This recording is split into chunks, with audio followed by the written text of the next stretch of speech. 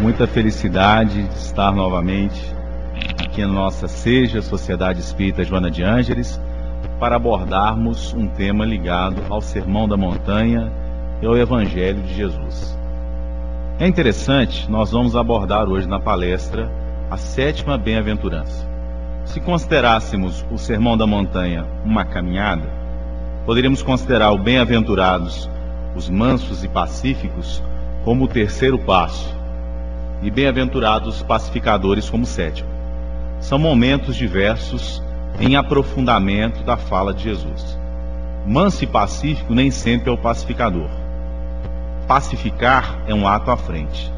Pacificar é fazer a paz, é colocar-se frente a conflitos que muitas vezes você mesmo não originou, mas em sentimento de empatia, colocar-se junto dos outros para fazer naqueles espaços a paz. É colocar a paz dentro de si e tentar levá-la para onde quer que você vá. Nos lembra imediatamente a oração de Francisco de Assis. Todos os grandes espíritos que vieram à Terra querem fazer-se instrumento da paz. Gandhi foi instrumento da paz. Fazer-se instrumento da paz nesse nível de compreensão é sem dúvida submeter-se a certos dissabores, a certas dificuldades. É necessário passar pelas dores do parto, da gestação, dos novos seres que se formarão, porque você, em contato com essa formação, com essa exteriorização, você também vai passar por certas dores. Você também se molha nessa chuva. Mas isso é essencial. Isso se faz por doação, isso se faz por amor. É processo. E justamente porque é processo, não se faz de uma hora para outra. O espírito pacificador não tem pressa. Ele compreende, enxerga a essência presente em todos os seres, que é a essência de amor, e os seres se alimentam pelo amor. Quando nós sentimos essa fome que nós sentimos hoje em dia, é porque nos falta sentimentos. Entre nós, a linfa do pensamento não circula no sentido de desdobrar sentimentos de carinho e de amor. Por isso, o amai-vos do Espírito de verdade vem antes do instruí-vos. Quando pergunta-se na Revista Espírita Allan Kardec se houver uma contenda intelectual, de que lado nós ficaremos, ele responde prontamente, do lado do mais cordato, e não sempre do lado do que tem mais razão. Porque a caridade, o amor e o respeito são o que há de essencial. Nós precisamos cultivar essas relações que nos levem ao respeito, ao carinho e aos sentimentos. Precisamos sentir. E ao sentir, nós conseguimos então enxergar no sentimento diferentes gradações. Quando Howard Gardner, o autor famoso, nos falou das inteligências múltiplas, eu comecei a pensar o seguinte, né? Nós temos aqui na primeira imagem, eu comecei a pensar nas múltiplas sensibilidades que alcançam o intelectual, que alcançam a racionalidade, mas também naquelas sensibilidades que tocam os nossos sentimentos.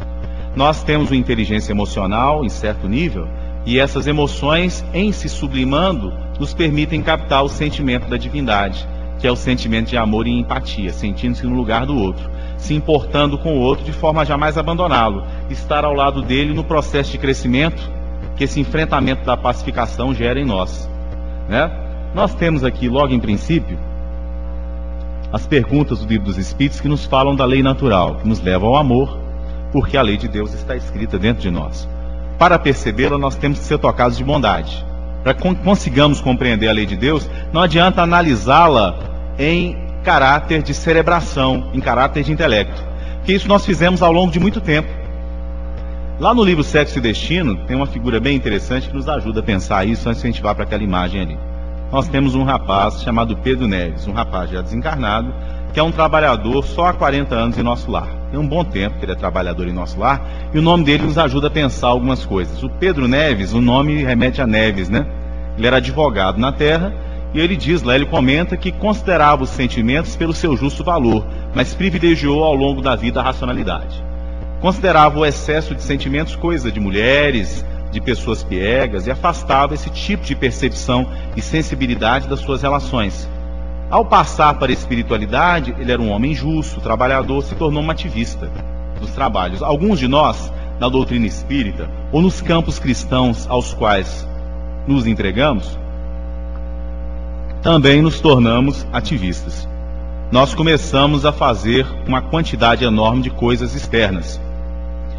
Certamente, a caridade deve ser observada pelo seu justo valor, a quantidade de palestras que nós fazemos, que às vezes a gente tem 4 mediúnicas por semana, 7 palestras por semana, a gente carrega muita coisa na casa espírita, a gente ocupa o nosso horário, a gente dorme mal, mas nós não estamos fazendo aquelas atividades com um sentimento profundo, colocando intensidade naquelas atividades. Então estamos fazendo as coisas em contabilidade. Quando Jesus, observando aqueles que colocavam e faziam suas oferendas no templo, ele nos fala disso, né? É porque ele observou a viúva do gasofilácio e aquilo que ela colocou com intensidade. Nós não conseguimos fazer grandes coisas nessa vida, até porque nossa vida na Terra é curta, né? Como dizem as Escrituras, somos servos inúteis e fazemos o que deveríamos fazer. Mas nós conseguimos colocar intensidade naquilo que nós fazemos. E é isso que nos aproxima de Deus. Nós não conseguimos retribuir a Deus o amor que Ele nos dá. Não conseguimos retribuir nem aos nossos pais. Por mais que você seja um filho dedicado, é impossível você retribuir aos seus pais o que eles fizeram por você. E Deus é totalmente anônimo, silencioso. E o seu trabalho é infinito. Nós conseguimos colocar intensidade. Essa intensidade passa por um sentimento de sensibilidade. Nos permite perceber o amor. E esse amor nos engrandece. Não passa pela quantidade, passa pela intensidade, pela vivência sincera e verdadeira, né? Portanto, pela educação dos sentimentos, via a formação de uma mentalidade cristã. Isso é essencial. Não é uma mentalidade espírita, é uma mentalidade cristã. E nesse sentido, ela atravessa os nossos irmãos protestantes ou evangélicos, como prefiram ser chamados, nossos irmãos católicos, profundamente respeitáveis nas suas convicções e no seu trabalho, e nós também nas lides espíritas cristãs do cristianismo redivivo, do Consolador, né? Porque o espiritismo bem sentido, ele é aquele que nos faz estabelecer liames entre as 3 revelações, nos fazendo nos aproximarmos das questões morais daqueles nossos irmãos que também se consideram cristãos. E é por isso, talvez, que Jesus, todas as vezes que falava de questões espirituais mais profundas, não falava abertamente. Ele reunia um grupo pequeno de discípulos, mas quando ele falou abertamente, ele falou das questões morais. Por isso que Allan Kardec, no início do Evangelho segundo o Espiritismo, ele diz que vai dar ênfase à análise moral que não passa pelas querelas de exegese. Então, se nós nos assentarmos aqui, protestantes, católicos e espíritas, nós vamos falar de Evangelho enquanto sentimento, enquanto moral, enquanto verdade, né? E vamos afastar temporariamente as questões de idiosincrasias de cada uma das 3 interpretações. Nesse sentido, nós nos aproximaremos, e aí nós vamos nos aproximar do sentimento unitivo, que às vezes nós não conseguimos ter nem dentro da própria doutrina, né? Essa união é essencial, ela não é união pelos rótulos das igrejas exteriores. Ser cristão não é ostentar um crucifixo no peito, não é conhecer de cor trechos dos evangelhos, não é saber traduzi-los. Ser cristão é sentir-se irmão, é sentir o amor de Jesus e se aproximar nesse sentido moral, né? Nesse sentido dos sentimentos é que nós precisamos trabalhar as nossas almas. É por isso que nós temos às vezes nas escolas crianças tão geniais, mas tão desrespeitosas em relação aos professores. Nós temos filhos que conhecem muita coisa, conseguem discutir até teologia, mas não conseguem ser respeitosos em relação aos pais. É essencial que a gente acompanhe a esse raciocínio, seja precedido dos sentimentos. Sentimentos vão nos levar à caridade, ao respeito, ao amor, a colocar-se no lugar do outro. E nesse sentido você é cristão em profundidade. É por isso que Jesus não fez o sermão da reencarnação, né? Ele afastou aquelas coisas que não podiam ser compreendidas. Vamos pensar no encontro com Nicodemos. Nós temos ali a imagem de uma criança aprendendo a Torá. Antigamente, as crianças judaicas até hoje, né? O judeu ortodoxo decora a Torá, sabe recitar a Torá nos seus 5 livros em detalhes. O Talmud discute a exaustão e as obras que o comentam posteriormente, os versículos, os detalhes. Por quê? Compreender a lei de Deus é essencial para que consigamos aplicá-la nos mínimos detalhes. Acontece que se essa compreensão intelectual nos fosse suficiente, nós já teríamos feito a paz a partir da matriz comum que nos faz muçulmanos, cristãos, judeus. Por que nós não fizemos? Porque o cristianismo também serviu para nós de elemento de desagregação e de separação, porque nós nos apegamos à letra, porque nós não buscamos aproximação, aqueles sentimentos que lá no livro Consolador, no livro Emmanuel, de Emmanuel, por Francisco Cândido Xavier, ele fala dos esforços unitivos, que vão nos afastar do cristianismo exterior e farisaico, para que nós busquemos a verdadeira vivência cristã, que se dá no nível dos sentimentos e da transformação do coração, em nível de intensidade e não de quantidade, em nível de verdade e de sinceridade. Tem gente que é casada com uma pessoa pensando em outra. Tem gente que está num trabalho pensando que podia estar no melhor. E o Evangelho fala de sinceridade, de fidelidade, de verdade. É por isso que não é adulterar com a mulher diretamente, é o que passa pelo seu pensamento e pelo seu coração. Vai além da literalidade da interpretação. Nos traz uma sinceridade maior. E o santo é aquele que consegue ter esse contato de sinceridade. E não precisa, Jesus não preferiu os perfeitos, os intelectualmente mais avançados, ou aqueles que não tinham errado, mas justamente aqueles que conseguiam chorar o falso eu.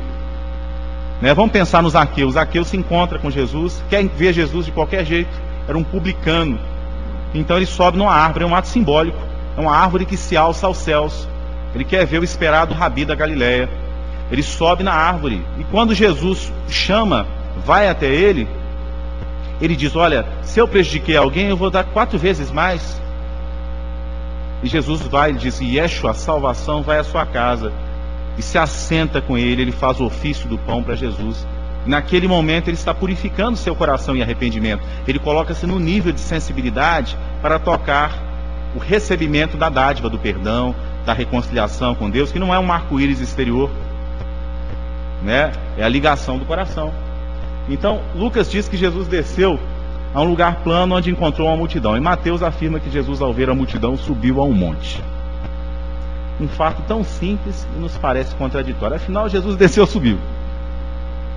É simples. Ao descer, Jesus chegou ao entendimento dos mais humildes. Eu pensando em casa, falando das coisas objetivas que compunham a vida daquelas pessoas vulgares. É bem comum na tradição judaica, na própria tradição do Machal, que o grego chamou de parabolém, parábola. Ao subir, alcançava os mais evoluídos, falando das coisas transcendentais. Aquilo que eu falei. Quando ele ia falar de coisas mais aprofundadas, vamos pensar no momento da transfiguração. E os discípulos não compreendem. Mestre, quer que faça uma tenda para o Moisés? Ele vai ficar entre nós? Ele estava exemplificando. Quando ele se encontra com Nicodemos, Nicodemos não compreende, porque ele estava falando de compaixão profunda. O maior exemplo de compaixão é a reencarnação. E é o maior exemplo de pacificação. Deus é o Senhor do tempo, nos concede o tempo para a pacificação. Então o que nós não pacificamos em uma vida, nós passamos a pacificar em outras. Essa pacificação das nossas relações. Vamos pensar então a partir do diálogo com Nicodemos. Vamos lá, a figura de Elias. Elias era uma figura espiritual extraordinária, um homem inflamado. Lembra Paulo, Um homem inflamado na defesa da Torá, na defesa da lei. E ele tinha um controle sobre os elementos que passavam por essas faculdades, por esses dons da linguagem de Paulo nas cartas, mediúnicos, que o faziam controlar os elementos, a água, os ventos. Uma certa ocasião ele produz seca, numa outra ele produz chuva, e ele insiste, ora, Numa outra ocasião ele desafia os sacerdotes de Baal. Os sacerdotes faziam oferendas de crianças, jogavam crianças recém-nascidas e as queimavam. Ele fica furioso com aquilo. Então, sentindo um sentimento de indignação, ele os desafia. Eles vão para o Monte Carmelo, e ambos os lados colocam, então, ele tem a percepção de lados até então, Ele coloca as toras verdes, e o Elias consegue incendiá-las. Os sacerdotes de Baal não. E aí ele comete um erro, porque quando ele sai de lá, ele não foi misericordioso como Davi. Foi com alguns dos seus vencidos. Ele cortou a cabeça, ordenou que se cortasse às margens do Rio Jordão a cabeça daqueles 450 sacerdotes. Na sequência, então, ele desencarna e renasce posteriormente como João Batista. Quando ele vem com João Batista, ele está tocado do furor, do sentimento, da chama interna para a reconciliação. Ele se rejubila desde o ventre de Isabel, pela vinda de Jesus. É a voz que clama no deserto: endireitai os caminhos do Senhor. Imaginem, quando ele está lá dentro do útero, ele está em água, está no elemento de novo.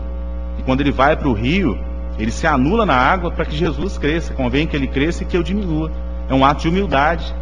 Ele vem e fala do reino, fala da vinda para se anular. Então ele não precisou desencarnar as 450 vezes. A voz dele é calada na bandeja uma vez só, lá pela Salomé e pelo Herodes. Isso é misericórdia divina. Quando você pensa, por exemplo, no diálogo de Jesus com Nicodemos, está lá no livro Boa Nova, o Nicodemos sai sem entender. Então Jesus pergunta para o Tiago. Está Tiago, Mateus, Levi e João. E tu, Tiago, como compreendes a Torá nesse aspecto? Ele diz, olho por olho, dente por dente. Ele tinha entendido a reencarnação, mas não tinha entendido a misericórdia. Até tu, Tiago, não compreendes a misericórdia? Se nós fôssemos saldar as nossas dívidas em encarnações futuras, uma por uma, nós viríamos aqui indefinidamente. A misericórdia divina, vamos pensar no caso do Elias, ela entende assim, esse meu filho tem essa qualidade, mas aqui ele exagerou, ele carregou demais, então eu vou dar outra oportunidade para que ele faça de novo e melhor. Claro, né, se perde a oportunidade de novo, você vai vir em condições mais difíceis, mas essas oportunidades com muita frequência são dadas porque Deus é misericórdia e amor. Por isso a parábola do filho pródigo é o evangelho dentro do evangelho. A gente podia chamar também de parábola do filho egoísta. Aqui ele fica destacando a causa e efeito ao pé da letra, como se ele próprio fosse aquele que faz a justiça, ou desejando que a justiça seja vista pelos olhos em caráter de vingança. Ele é o filho egoísta, que diz, olha, você está fazendo uma festa para ele, matou o boi, e para mim você não matou nenhum cabrito. Então esse aspecto de misericórdia é o aspecto que toca o sentimento, que é o que há de mais sublime em nós. Por isso que assim como nós perdoarmos, nós também seremos perdoados, começando pelo auto-perdão, pela diminuição da ideia de autopunição. E a Torá, na sua feição esfingética, né, como diz Emmanuel, na sua simbologia, ela nos ensina bastante. Eu nunca vi um judeu defender que Noé existiu. Até se Noé tivesse existido, eu tinha uma mágoa com ele. Muriçoca, carrapato, essas coisas ele não podia ter colocado na arca não, né? Mas, assim, eu nunca vi... como fazem alguns cristãos que desvalorizam a Torá, a interpretam ao pé da letra, um judeu, nem os ortodoxos, irem para programa de televisão defender criacionismo ingênuo, tentando defender que houve a Arca de Noé, porque aquilo ali é simbólico. Você tem que buscar com um sentimento de atenção, como um monumento. Os egípcios, né, entre os 6 povos descritos lá em A Caminho da Luz, os egípcios fizeram monumentos físicos, pirâmides e tudo mais. O monumento dos hebreus é a Torá. Torá é ensinamento, por isso que está lá, filho, não desprezes a Torá da tua mãe. Vamos passar isso aí também. Aí, como a gente vai entrar no domínio aqui do Sermão da Montanha, eu vou defender uma hipótese aqui, de que a coleção do André Luiz é escrita para tocar os nossos raciocínios, né? Uma linguagem mais científica e tudo. E que os 5 romances históricos de Emmanuel são escritos para tocar o nosso coração. Principalmente que estando nós estamos numa era muito marcada pelos arianos, nós afastamos do nosso sentimento, né? O nosso sentimento das nossas possibilidades. Antes de passar um vídeo aqui com uma música bem interessante, de composição do Gladstone Lage, sobre o Sermão do Monte, extraordinária, eu vou continuar contando a história do Pedro Neves, né? Que eu comecei no começo da palestra. Então, Pedro Neves trabalhava há 40 anos em nosso lar, e a filha dele adoece na terra. E o genro dele se envolve com uma das moças que cuidava da filha. E ele perde a paciência com isso. Num certo momento eles estão numa boate, e na boate ele perde a paciência e ele dá um tapa, dá um soco no rosto do genro. Como ele era desencarnado, o genro sente um influxo magnético daquilo e cai no chão. Um espírito que trabalhava há 40 anos, mas que não consegue, naquele momento em que se envolve emocionalmente, ele não conseguia gerir as emoções. Ele não consegue pacificar as emoções. A gente vai falar disso um pouquinho à frente, né? Então, a mentora espiritual, uma protetora espiritual que estava dentro da boate, imaginemos, né? Espíritos tão elevados que conseguem ser protetores espirituais dentro de uma boate, socorrendo aqueles que lá precisem, vem em socorro dele. E André Luiz o fisga, conversa com ele, começa a contar de si, ele começa a contar também dessa incapacidade. Ele trabalhava externamente, mas ele não conseguia ainda gerir os seus sentimentos. Por vezes a gente acumula trabalho, mas a gente não fez o trabalho interno. E o trabalho interno é o mais importante. A pacificação principal tem que ser feita dentro da gente. Quando Francisco de Assis foi lá conversar com Saladino, ele tinha paz dentro de si, por isso que ele conseguia enfrentar o perigo externo, né? Quando Paulo de Tarso, no livro Paulo e Estevão, ele vai invadir a Casa do Caminho, é impressionante a transformação do Pedro, porque o Pedro tinha medo, o Pedro tirou a espada para cortar a orelha do escravo Malco, né? Ele perdia a paciência, ele queria que jogasse fogo por cima da cidade dos samaritanos, mas ali ele está em total paz. Ele é preso, ele dá o exemplo.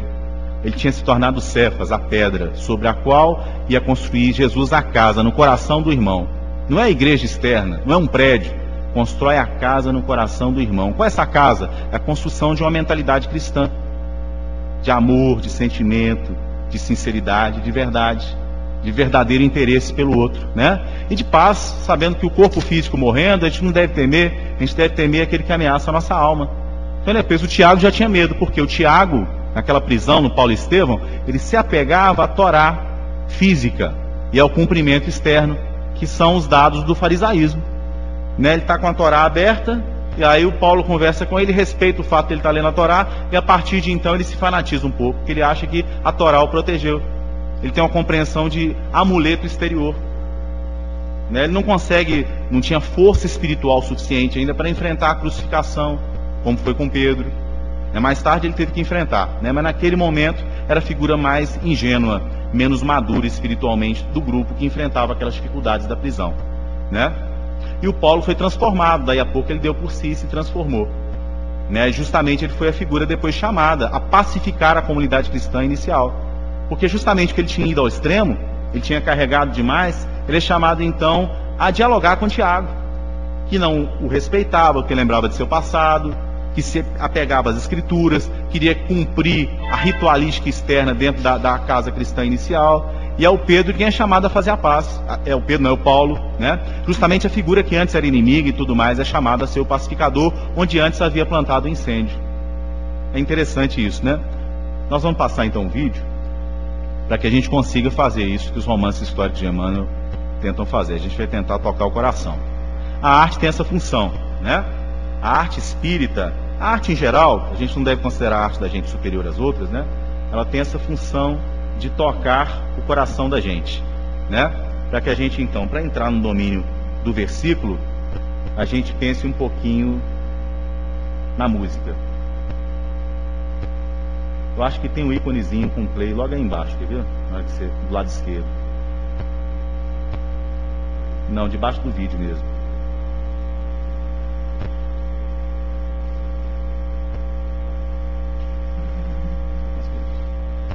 Bom, então pulemos para a gente não perder tempo. Sim, vamos então direto.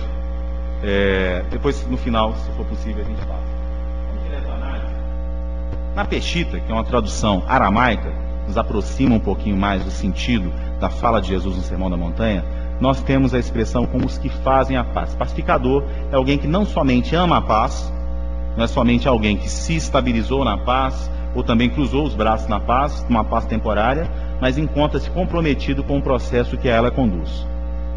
Aí a gente se pergunta, a gente tem semeado a paz ou alguém que se compraz em levar a guerra entre os filhos de Deus? Está em Hebreus 12, 14. Jesus faz uma referência no Sermão da Montanha a Hebreus. Né? Em que medida nós somos aqueles que trazemos a boa notícia e conseguimos tocar o coração dos nossos irmãos no caráter dos sentimentos? Eu ia falar da música para a gente pensar o seguinte, né? Comecei a me lembrar do Davi.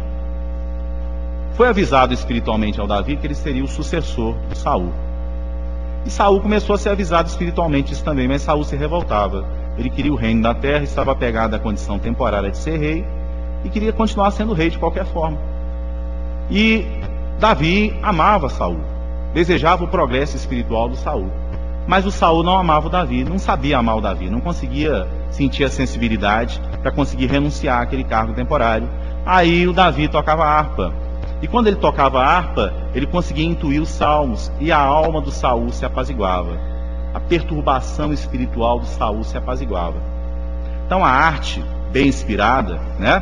Isso o Emmanuel vai falar lá você pegar o livro Emmanuel, o livro Consolador, ele vai falar das diversas possibilidades da música, que é a arte divina, descrita lá em Nosso Lar. Nós temos a literatura bem inspirada, nós temos o teatro, né? Nós temos a pintura, inclusive a pintura mediúnica, que nos levam então a sentirmos o caráter de sensibilidade que nos liga à alma do próximo e a compreendermos em profundidade a mensagem cristã, né? São veículos diferentes que nós podemos utilizar para isso. Pode passar. O Tácito fala o seguinte: a consciência é um juiz íntegro, mas por vezes fraco para aplicar a si o que recomenda aos outros. Justamente por isso o nosso grau de julgamento do próximo muito estrito, muito severo, nos leva à autopunição. Quanto mais nós somos incapazes de compreender os erros alheios, nós não conseguimos substituir o raciocínio pelo sentimento, nós então passamos a nos autodestruir também. Nós julgamos os outros pela mesma medida com que nos julgaremos. Então nós adoecemos, nós passamos a nos considerar indignos, e a atitude de considerar-se indigno é uma atitude que nos conduz necessariamente à recorrência. É por isso que quando Jesus aparece para Pedro, já volvendo a vida, já materializado, ele pergunta para ele: Pedro, tu me amas? Ele não pergunta assim: Pedro, você cortou a orelha do Malco com a espada. Pedro, você me negou por 3 vezes. Pedro, você foi andar sobre as águas e afundou. Você é homem de pouca fé. Pedro, você não tem jeito, né? Não é isso. Pedro, tu me amas? E pergunta de novo: Pedro, tu me amas? E Pedro já está chorando, porque toca os sentimentos dele. Ele está perguntando em profundidade, porque a atitude de interrogar é de profunda genialidade e sensibilidade intelectual e espiritual. Por isso que Allan Kardec era de uma genialidade extraordinária. Quanto mais eu leio o Livro dos Espíritos, a Gênese, o Livro dos Médiuns, mais eu admiro Kardec. A gente tem que ler repetidamente, que a gente começa a perceber os detalhes, né? Porque aquele que pergunta, ele faz como Sócrates. Sócrates foi precursor, então, um dos veiculadores iniciais do pensamento de Mestre Jesus, no momento em que o paganismo ainda não havia se desgastado, para preparar a vinda do Mestre, né? Ele ensinou o método da maiêutica. Ele perguntava para que houvesse o parto das ideias. Ele interrogava, e interrogando, conhecendo em profundidade o outro, você leva esse outro a se conhecer. Por isso que uma pergunta bem feita, ela te desmonta. É por isso que lá em Nosso Lar, quando o André Luiz chega ao hospital espiritual, chega o Henrique de Luna, um médico, e passa a interrogá-lo sobre a sua vida. E o André Luiz estava cheio de razão. E aquilo começa a se quebrar e ele se emociona. Ele chora o falso eu. Como os versículos podem ser interpretados por diversas partes, como se fosse um prisma que você observa por diversos aspectos, vamos pensar o chorar, bem-aventurados os que choram porque serão consolados, como aquele que se arrepende daquilo que vinha sendo até então. E isso é uma atitude muito valorizada pela psicologia cristã. Maria de Magdala foi assim, Paulo de Tarso foi assim. Quem já leu Paulo Estevão aqui? Quando você começa a ler o livro, você tem a impressão de ficar até bravo com Paulo. Ele faz muita coisa, ele manda bater em leproso, ele despreza a noiva, ele manda apedrejar o Estevão, Mas é justamente esse rapaz que Jesus vem chamar.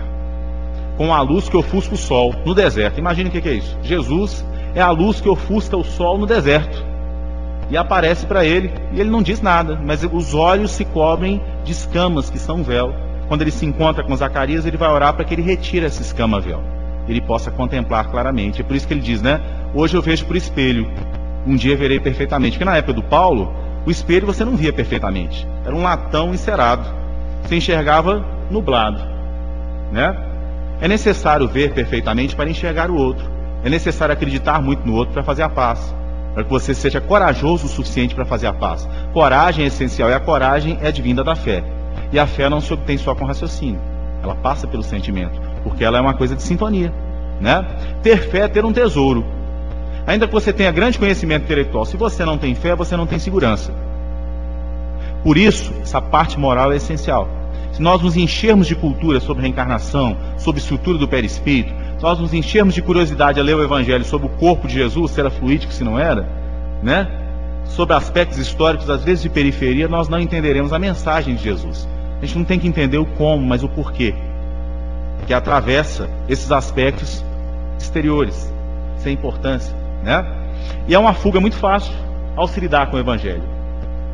É interessante porque uma das compreensões da tradução do grego é aquele que transpõe obstáculos. Onde são transpostos esses obstáculos? Dentro e fora de nós.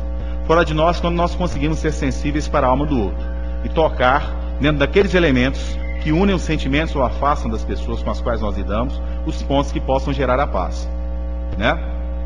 Ainda que você tenha espiritualidade para si, em termos de compreensão intelectual, você só testa essa espiritualidade lidando com conflito.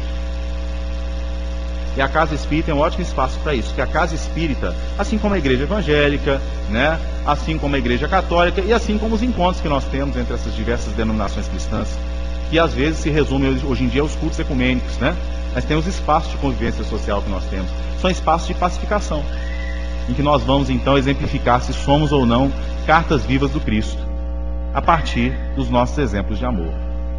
Amor não é fala, amor é prática, amor é sentimento, amor é processo de construção, de intensidade maior de sentimentos, né? Para que a gente consiga realmente enfrentar tudo aquilo que vai afastar a fé, a crença na bondade do outro, na possibilidade de transformação do outro, e esse enfrentamento produz em nós, né, a coragem suficiente para chamar, como Jesus chamou Lázaro: Lázaro, vem para fora. Essência, venha para fora. Deus que há dentro do outro, venha para fora, né? Quando você crê sinceramente, você chama e Lázaro vem para fora. Junto com a dos misericordiosos, essa é a única bem-aventurança que não diz tanto como há de ser. Pobres, aflitos, mansos, puros de coração, mas também o que deve se fazer. Então ela é uma bem-aventurança que leva à ação. Porquanto muitas vezes a tranquilidade coletiva, nos diz Emmanuel, já suspensa de um minuto de tolerância, de um gesto, de uma frase, de um olhar. Tem gente que vai fazer palestra e não quer ficar na casa das pessoas. Eu comecei a entender que isso era essencial. Comecei a entender sobre as minhas palestras, principalmente as que eu faço no interior, que a palestra começa quando a palestra termina. O que quer dizer isso? Né? Porque é quando você começa a conversar com as pessoas. Se você se mascara, desce, não conversa com as pessoas, não sente as pessoas, você está se escondendo de você. Você é a trombeta que soa, mas vazia por dentro, né? Então é importante que a gente tenha esse contato. Então, assim, eu comecei a pensar, olha, eu vou estudar antes. Não vou estudar, não vou ficar no hotel sozinho estudando, não. Eu não sou celebridade, sou irmão. Então eu tenho que ir para a casa das pessoas, eu vou fazer amizade. Quero me aproximar do coração das pessoas. E lá eu vou ouvir as pessoas. Não como um sábio, não como alguém que sabe mais, mas como um irmão que estuda junto. Porque esse momento de aproximação é essencial. Vocês vão perceber que os conhecimentos intelectuais transmitidos, eles passam. São bonitos, atraem, mas o que toca realmente o coração é a proximidade, né? Então não há desculpa de você ser tímido nesse aspecto. Você tem que entender que é Deus que faz. E tem que investir justamente nessa dificuldade de aproximação, de toque, né? Tem gente que em vidas passadas teve problema com a afetividade, aí não consegue abraçar ninguém. Tem gente que tem problema com dinheiro. Acho que toda relação com dinheiro é ruim. E transfere isso para os outros, né? A gente tem que procurar se pacificar para que a gente consiga fazer a paz fora. E para isso é um ato de conseguir adesão. No outro dia, lendo o termo em inglês de um amigo meu que mandou uma carta falando sobre isso, sobre os pacificadores, e ele dizendo conseguir adesão, porque o consumo não tem adesão, forró eletrônico de baixo calão, o funk não tem adesão, né? A moda não tem adesão, nós temos que aderir ao amor. A adesão ao amor é completa, é perfeita, porque o amor é o alimento das almas. Sem amor a gente sente fome e sede. Então a casa espírita não pode ser o espaço da intelectualização, tem que ser o espaço do abraço, da pacificação, que é daqui que vai partir a paz para o mundo, nessa transição planetária, que é o parto da nova civilização. Vivemos um período de trevas, mas não sem estrelas. As estrelas brilham, as estrelas da esperança, do amor, né?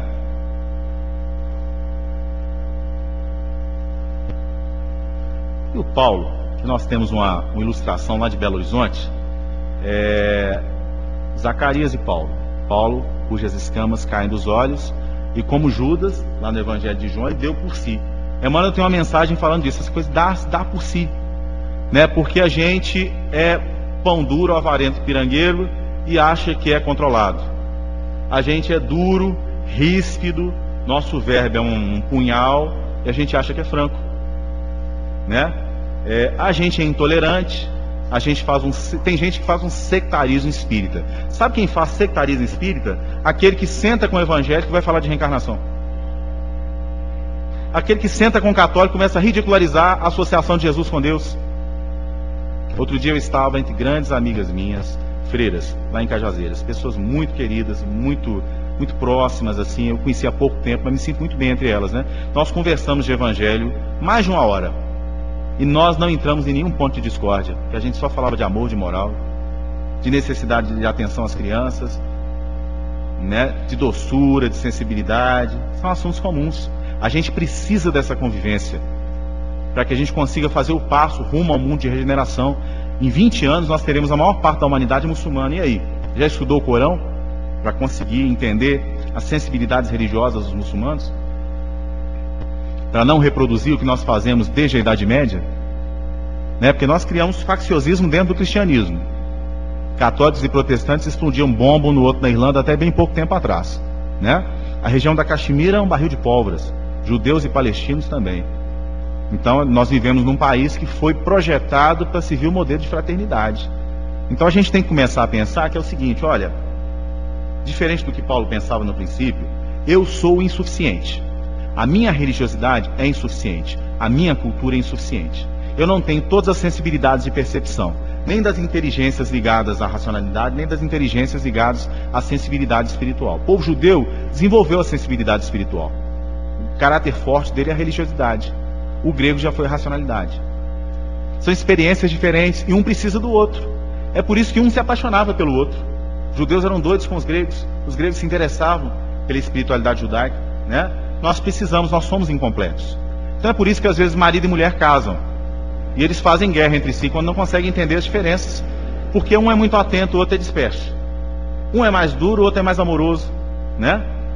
Você pega massinha de criança, vai bater com martelo, com a marreta? Não, você vai amassar com a mão.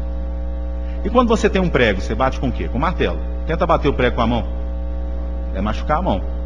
Todas as pessoas são necessárias em certo ambiente. Cada pessoa tem uma vivência espiritual e reencarnatória. Conviver com elas é se completar. Abrir o espaço, como a água abre, a gente coloca o dedo dentro da água aqui, não vou colocar não para não sujar. A gente coloca o dedo dentro da água, a gente afasta a água nos absorve, nos recebe, né? Nos acrescenta a ela.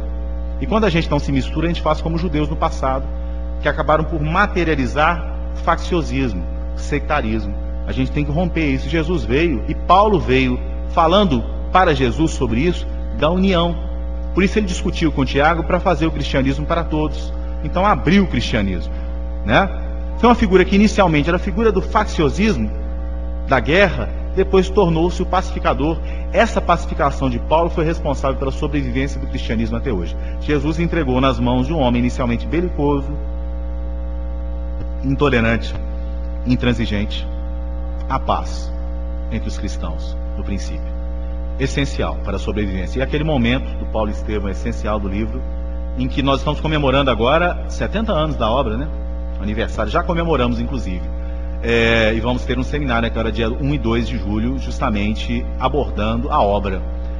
E é interessante a gente pensar, porque tem um momento que o Paulo está desesperado, porque começam conflitos nas variadas igrejas que ele havia fundado, nesse caráter de proximidade, de familiaridade, de toque ao coração do irmão. E ele não consegue mais estar presente nelas, porque cresceu muito, ele fez viagens muito longas. Então Jesus aparece em pessoa para ele e diz que ele vai alcançá-las pelas forças do Espírito, porque agora Estevão estará mais próximo dele. Então vejam bem como é que essa questão da pacificação é tão importante, né?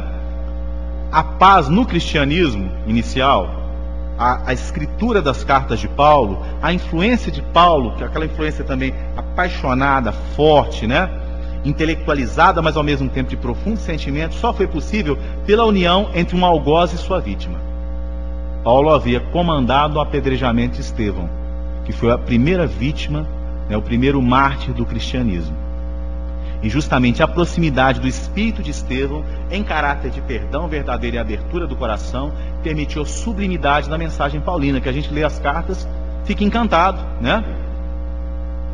Assim, se a gente comparar o nível de escrita de Paulo, né, com o resto dos Atos dos Apóstolos, a gente tem ali, principalmente na carta aos Hebreus, né? Você pega aos Coríntios, é um nível de valorização do sentimento que é uma coisa muito grande, muito forte, né? E aí, um caráter muito importante do Espiritismo é justamente isso, que a gente volte a esse caráter de sentimento e moral, para que a gente pare de ficar cultivando exterioridades, que o reino de Deus não vem com aparências exteriores. Deus está presente, Cristo está presente, Jesus está presente, onde nós conseguimos sentir, e sentir com pureza, e sentir com proximidade, amor puro e verdadeiro. Às vezes tem uma reunião mediúnica, né? E as pessoas começam a se acostumar e não conseguem se tocar para sentir. Então a qualidade dos trabalhos de auxílio ao desencarnado diminui. Às vezes tem um grupo de jovens, os jovens começam a querer aparecer, usar roupa de marca, né? Começam a cantar e começar a aparecer na música e tudo mais, e tiram o sentimento. e aí aquilo ali vira um lugar estranho, vazio. É essencial que o sentimento toque, né? Nesse sentido, o Espírito Paulo de Tarso, em comunicação grafada, no capítulo 15 do Evangelho segundo o Espiritismo, na mensagem que tem por título Fora da Caridade não há salvação, vou fazer um seminário, Leopoldo Machado, só com as mensagens póstumas do Paulo, associadas às suas cartas. Nós vamos ao Livro dos Espíritos, né? Nós vamos ao Evangelho segundo o Espiritismo. Tem gente que nunca viu. Outro dia uma pessoa estava me dizendo, nunca viu uma mensagem póstuma do Paulo, quer dizer, passa o Evangelho sem saber a autoria, né? Na mensagem que tem por título Fora da Caridade não há salvação, diz: para se fazer o bem são necessários a ação e a vontade. Para não se fazer o mal bastam frequentemente a inércia e a negligência. Né? Eu sou um bom pai de família, o jovem com Jesus. Eu sou cumpridor dos preceitos exteriores da Torá, eu lavo as minhas mãos, então eu estou quite com a divindade. Não. Você não é capaz de ir à renúncia. Você não é capaz de ir ao sentimento sincero de abandono de você mesmo pelo outro, de pensar no outro antes de si. Por vezes são até ideias. A gente está convivendo no meio cristão, o outro tem uma ideia genial, mas como não é nossa, a gente não aceita. A gente não se abre, né? Uma coisa também que a gente não aceita, culturalmente, é muito diferente de aceitar a diferença. Eu conto sempre a história lá do curso de Belas Artes da UFMG, que eu tinha um aluno esquisitíssimo sobre os padrões do pensamento preconceituoso. Ele todo tatuado, usava uma saia comprida, né? Ele tinha 3 varas aqui no nariz, uma pequena, uma média e uma grande, aqueles adereços indígenas. Quando ele abriu a boca, eu confesso que eu tive um certo preconceito com ele. Ele abriu a boca, um gênio, só dizia coisa acertada, né? Uma sensibilidade extraordinária. Nós julgamos as pessoas pela aparência. Como é que chama isso? Nós somos materialistas. Nós amamos o exterior das pessoas. Então nós não lidamos bem com o envelhecimento, né? E aí nós brigamos com tudo aquilo que nos mostra a verdade de nós mesmos. Por isso nós não fazemos a paz externa e nem interna. Quando as pessoas nos dizem a verdade, que nós deveríamos gostar, os nossos inimigos geralmente nos fazem isso, a gente se magoa. E se a gente não consegue fazer a paz nesse nível, é porque a gente não tem humildade suficiente. A gente acha que a gente é veículo, e a gente fica achando que a gente é fonte. Médium acontece muito isso. Por isso que a gente deve evitar a todo custo o endeusamento de médiums. Uma forma de fazer guerra no espiritismo é começar a valorizar o médium como se as mensagens viessem dele. Nós sabemos do valor da sinceridade mediúnica como canal de sensibilidade para a mediunidade e para a sintonia, né? Mas é aquilo mesmo, somos servos inúteis e fizemos o que deveríamos fazer. O mérito, né, está no anonimato. O mérito está na humildade, que nos resguardará dos conflitos. Porque a gente vai conseguir fazer como o João, Elias reencarnado. Antes ele queria digladiar, ele queria disputar. Quando a disputa, há ego. Por isso que o Allan Kardec inicia a tribuna aberta da Revista Espírita. Debatamos, mas não disputemos, que a disputa envolve vaidade, né? Mas como João Batista não. Como João Batista, ele veio se anular para que ele se destaque. Ele veio preparar e endireitar os caminhos do Senhor, né? E Jesus nos diz que entre os filhos de mulher nenhum era maior do que ele. Mesmo que ele estivesse falando, por exemplo, só dos judeus, imaginemos, né? Os judeus são um povo que recebeu a mensagem do monoteísmo primeiro. Então, um espírito extraordinário que ali se apagava para que o Mestre viesse. Já pensaram se João Batista tivesse vivido mais? Ele tivesse sido um discípulo de Jesus mais tempo? O que ele não teria feito, né? Então nós temos aí esses exemplos, né? Para nós, eu vou passar esses dois e a gente vai fazer algumas reflexões sobre essa coisa da paz. Certa vez eu estava lendo um texto de um japonês chamado Morihei Ueshiba. No Brasil, nós temos 3 representações culturais originárias de uma seita japonesa chamada Oomoto. Uma delas é a Seichonoye, que significa lar do progredir infinito, algumas coisas bastante semelhantes com o espiritismo, maior religião japonesa fora do Japão. A outra é a messiânica, tem o Jorei Center representado aqui na cidade. A outra é uma arte marcial maravilhosa, que busca a paz, a harmonia, chamada Aikido, caminho da sabedoria. E havia um discípulo norte-americano do Morihei Ueshiba, chamado O Sensei. Quando você fala em sensei, você está querendo dizer um mestre para além do professor. É um mestre marcado com a sensibilidade da idade e da experiência, né? Então ele foi estudar com ele, sendo norte-americano, acostumado aos valores de exterioridade, pensava a arte marcial como arte de defesa do corpo mesmo, né? Pensava em defesa pessoal, e para isso que ele foi para lá e entrou numa academia que só pensava em espiritualidade. Está pensando em treinar o corpo para morrer, para quando você sair do corpo você se espiritualizar, né? E aí, quando ele foi para lá, ele foi pro metrô de Tóquio, ele estava muito bom na técnica, estava doido para entrar e ter uma oportunidade de usar as técnicas. Porque no Aikido não se usa atemi, não se usa socos, pontapés, chutes, né? Você absorve a energia do outro e você neutraliza. Você cria paz, você pacifica. Disse Morihei Ueshiba, assim que caíram as bombas de Hiroshima e Nagasaki, ele saiu para as ruas: perdoem os americanos. A culpa foi nossa. Nós fizemos rapina com eles. Perdoem os americanos. Mas esse americano não entendia, né? Tanto que ele recebia alunos americanos logo depois da guerra. E recebia com muito carinho e muito respeito. Os reverenciava assim que eles entravam. Ele dizia: se a missão espiritual de reconduzir o Japão depois da guerra foi entregue a vocês, é porque vocês têm um mandato espiritual. Né? Então ele reverenciava: estão aqui os nossos condutores na espiritualização do pós-guerra, na abertura. Porque nós erramos e esse erro nos conduziu à ruína em que hoje nós estamos. Nós temos que aprender com eles. Então esse americano entrou no metrô, e quando entrou no metrô, entrou um bêbado, lá em Tóquio, tirou a garrafa, quebrou e passou a ameaçar as moças. Ele pensou: é agora, né? Eu vou ser o herói. Vou usar o Aikido, eu vou defender essas moças aqui e vou sair bem, né? E na hora que ele ia fazer isso, ele começou a notar que os cacos de vidro que estavam no chão eram recolhidos por um velhinho dos seus 92 anos. Recolhia um por um, humildemente.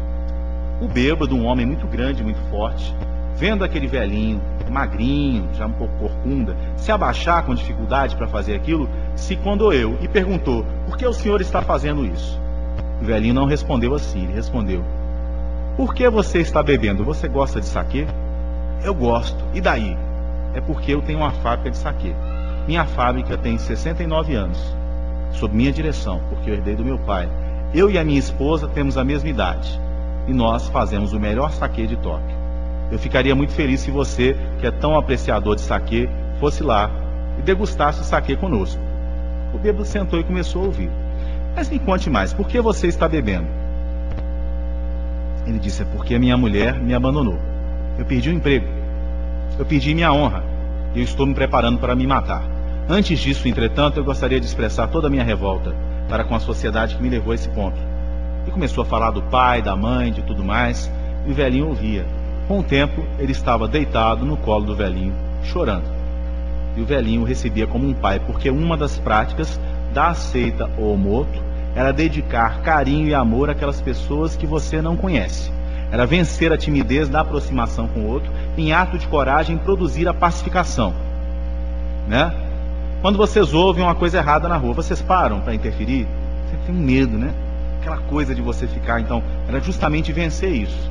Era você apertar a campainha na casa de quem você não conhece e dizer assim: olha, eu faço oração pelas pessoas, você não precisa passar para a minha religião não. Mas se vocês estiverem sofrendo aí, eu posso rezar por você? Tem alguém sofrendo na casa? Eu estou me oferecendo. Hoje essa é a minha tarefa. Eles saíam nos bairros.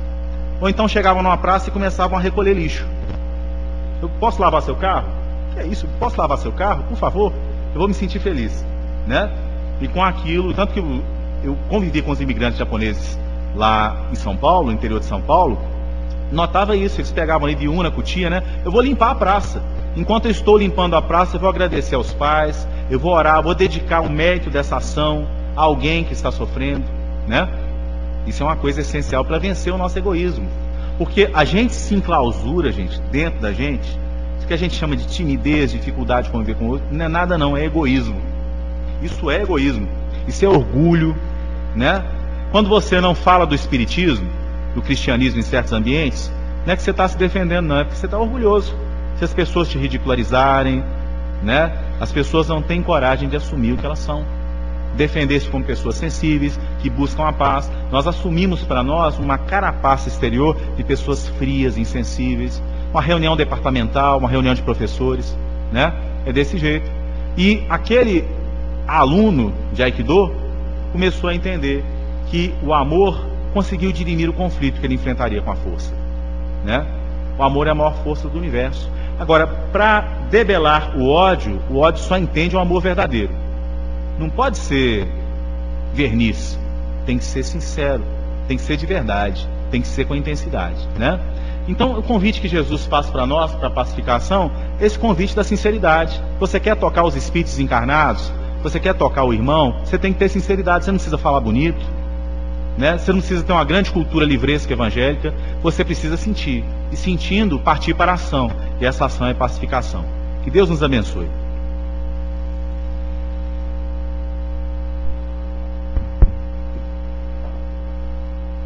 Vamos aos nossos avisos finais.